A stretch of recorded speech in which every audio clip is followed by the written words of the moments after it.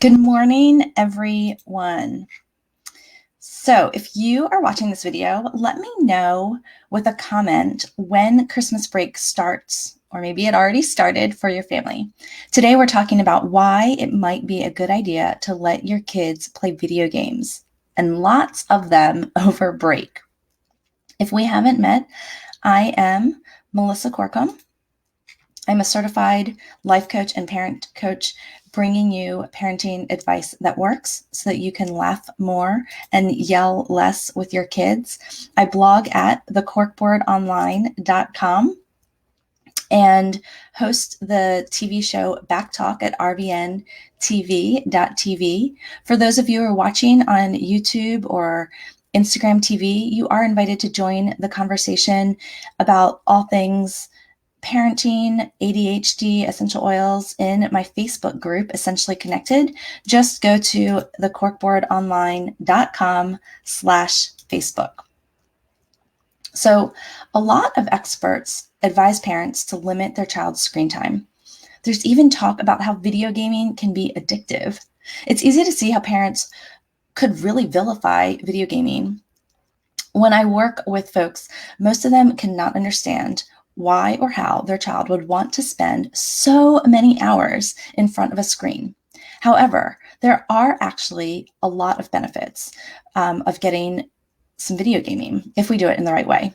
Of course, you do need to know your child and whether or not screen time upregulates, kind of makes him more hyper or dysregulated, or downregulates, calms him, and how your kid will transition away from game time. That might not be a battle that you're willing to fight, but if you're looking for some sanity over Christmas break and you're worried about how much time your child is spending in front of the screen, keep watching. I'm going to tell you 4 benefits of why video gaming might be a fantastic option for your child over break. The first one is collaboration.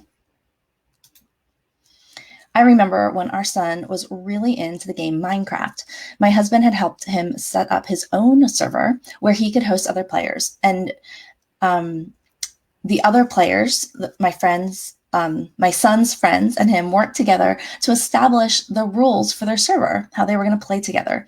And at one point, a player wasn't following the rules and they had to kick him out.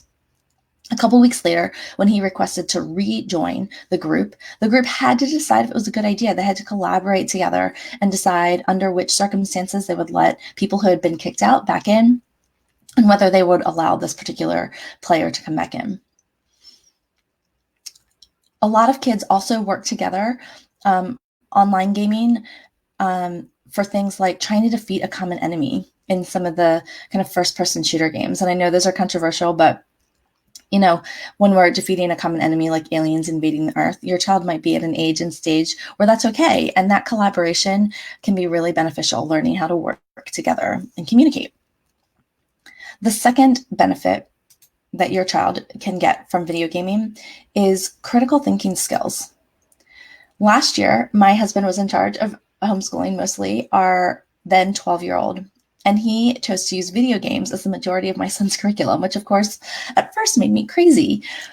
But our son has a disability that means critical thinking doesn't come as naturally to him as other students. His brain works differently, right? He has attention issues and he was prenatally exposed to alcohol. And so my husband had our son play games like Portal 2, Death Squared, to help him exercise his critical thinking muscle. And those games also helped challenge his spatial awareness and increase his spatial awareness. And I will put links to some of our favorite critical thinking games in the comments or the description of the video. And then the third benefit to playing video games is perseverance.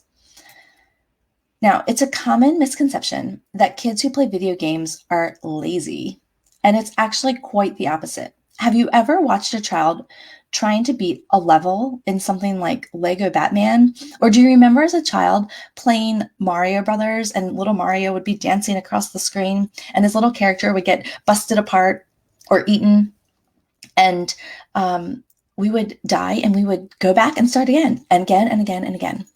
Last year, our son died 98 times in a critical thinking game before finally beating the level. In reality, our kids crave the sense of purpose and they want to do hard work. And the key is that it has to be work that they choose and are interested in. I mean, in what other situation can you imagine your child trying 97 times and not giving up? And so once your child starts to develop this skill of perseverance, then we can help them translate it to other areas and then build that quality in when you need to persevere, even when you don't want to, or someone else has assigned you the task. But our kids are young. We can take this one step at a time. And then lastly, guys, your own sanity. Imagine if you had an activity over Christmas break that your child wanted to do and that gave you a break. These are long days without the structure that a lot of our kids need. And our own sanity makes a difference.